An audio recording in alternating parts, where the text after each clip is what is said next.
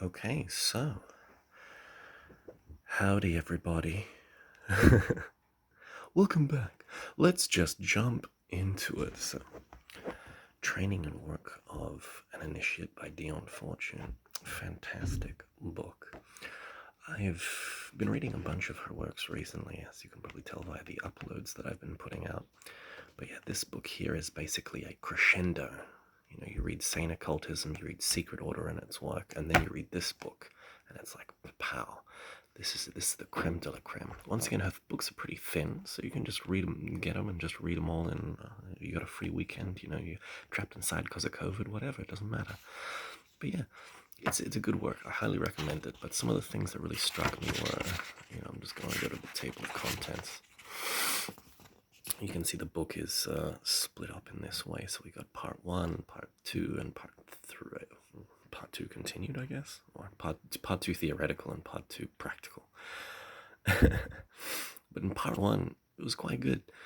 The one chapter that really struck me was the path of the hearth fire. Was very interesting because that's kind of a situation we're all in, and we're not really in an ashram. Or, I mean, a lot of people nowadays would be single practitioners, and you don't have exactly a temple where everyone can go, especially if you're at home and you're locked down. So the path of the hearth fire is a principle that can be used by all of us. And these chapters here, the ground plans for Illuminism were fantastic. A differentiation between the mystic and the occultist, and where she kind of talks about, the occultist is more operational, more, you could say awakening psychic faculties or connecting with celestial entities and trying to gain knowledge from them, whereas the mystic just connects internally, just goes gun straight for God. The kind of quirky, she has really good examples. I really like her examples and the way she talks in her books, but like the example she kind of uses is like if you're on a desert island, the mystic is the guy who just wants to bind a bunch of wood together and make any raft and just get off immediately, whereas the occultist wants to hey guys, let's just walk around the mountain, let's walk around this island, let's check it out a little bit, maybe check out these berries, see what they are, that whole kind of maybe check out the wildlife, maybe lay down a road. The magician's path is more circular but has more knowledge, so to speak. But it's quite, and obviously that's a schematic, a schema we have to kind of understand things easier, but there's still an interbleed with, mystic and occultist and whatnot. It's interesting because it's with that, and then you have the path of the hearth fire. You could kind of make some kind of connection between the fourth way work with the path of the fakir and the monk and the yogi. It's quite interesting. Then at the final part, the practical, she talks about the training of the mind, which was fantastic. It was very interesting. And she gives really good, once again, examples of the function or the mechanics of how ritual magic works with magnetic forces and ethers that are, controlled with balanced emotion, balanced mind, and a focused willpower. And then things condense in the imagination, and, you magnetically gird an object. That's not the right word. You magnetically sheath an object, and then in the ritual you summon down solar forces, and they condense in the object because the magnetic sheath acts like a kind of a cup or a receiving station. This is all these really good examples that she gives.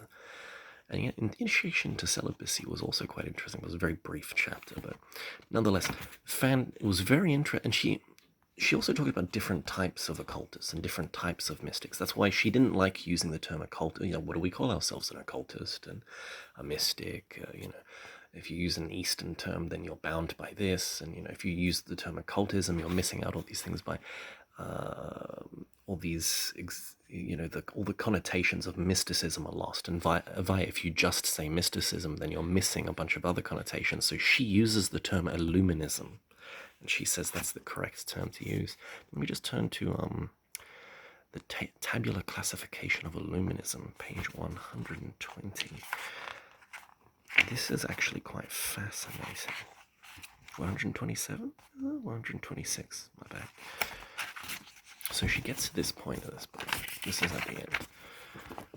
So she has this interesting table where you can see mysticism and occultism, and mysticism splits into religion with service and adoration or monotheism, and then pantheism turns into power and beauty.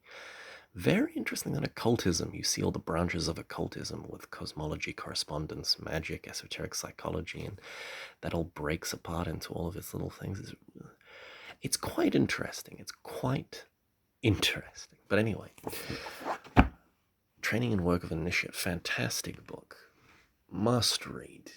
I would say, like, I don't know, it's interesting because I kind of see some certain things with Gurdjieff, because she's also a trained psychologist. So people who are into Gurdjieff's work, who want to stay in the Western tradition, sane occultism, secret orders in their work in this book. Or if you're into just want to keep going, and you need like a starting point, or you want to know what beyond this, maybe like reading this and then mixing it with like Franz Barton's work or something would be perfect.